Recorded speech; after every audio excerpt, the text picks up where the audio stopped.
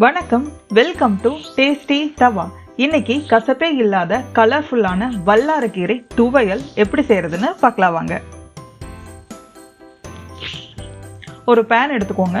பேன்ல 2 table spoon எண்ணெய் ஊற்றிக்கலாம். வல்லாரக்கீரையில நிறைய மருத்துவ குணம் இருக்கு. பிரெயின் ஆக்டிவிட்டிக்கு ரொம்ப ஹெல்ப் பண்ணும். ஆனால் எப்படி செஞ்சாலும் ஒரு கசப்பு வந்துடும். அந்த கசப்பு இல்லாமல் எப்படி செய்யறதுன்னு தான் இந்த வீடியோவில் பார்க்க போகிறோம். எண்ணெய் சூடானதுக்கு அப்புறமா 1 டேபிள் ஸ்பூன் அளவுக்கு உளுந்து சிவக்க வறுத்துக்கலாம்.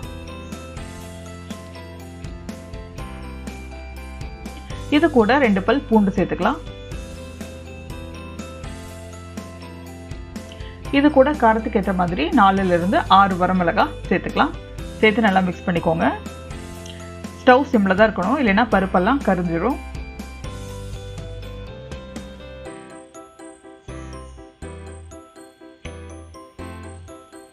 இந்த அளவுக்கு சிவந்ததுக்கு அப்புறமா நம்ம கீரையை ஆட் பண்ணிக்கலாம்.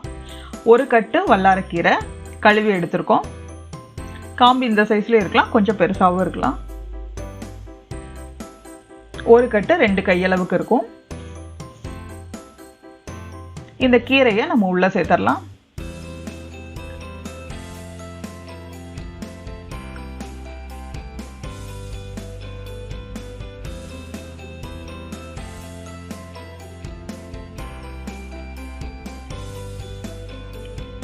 இது கூட ஒரு சின்ன சைஸ் பீட்ரூட் துருவி எடுத்திருக்கோம், அதையும் உள்ள சேர்த்தரலாம்.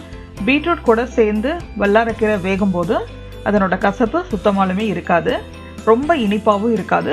ரெண்டும் கலந்து ஒரு நல்ல டேஸ்ட்ல இருக்கும் இந்த துவையல். மிக்ஸ் பண்ணிட்டு மூடி போட்டு 5 நிமிஷம் சிம்லேயே வேக வச்சிருங்க.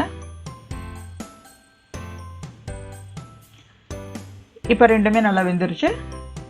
இப்போ ஒரு கோழி குண்டு அளவுக்கு புளியை கழுவிட்டு உள்ள சேர்த்துக்கிறோம்.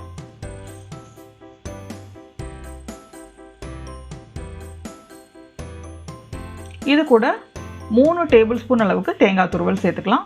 இதே காம்பினேஷன்ல பொரியலும் செய்யலாம். பொரியலும் ரொம்ப நல்லா கசப்பில்லாம சூப்பரா இருக்கும், செஞ்சு பாருங்க அதையும். இது துவையல் சாதத்துக்கு நல்லா இருக்கும். இது கூட சின்ன வெங்காயம் ஒரு அரை தக்காளி சேர்த்து போட்டு வதக்கி அரைச்சிங்கன்னா அது சட்னி, இட்லி, தோசைக்கு நல்லா இருக்கும். ரெண்டுமே சூப்பரா இருக்கும். இதுக்கு தேவையான அளவு உப்பு போட்டுட்டு ஸ்டவ் ஆஃப் பண்ணிடலாம்.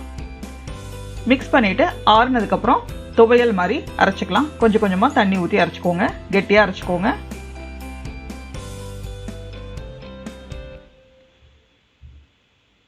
அவ்வளோதான், அரைச்சாச்சு. நம்மளோட சூப்பரான ஆரோக்கியமான கசப்பில்லாத கலர்ஃபுல்லான வல்லாரக்கீரை துவையல் ரெடி ஆயிடுச்சு. நீங்களும் உங்க வீட்டில் இந்த மெத்தட் யூஸ் பண்ணி பாருங்க.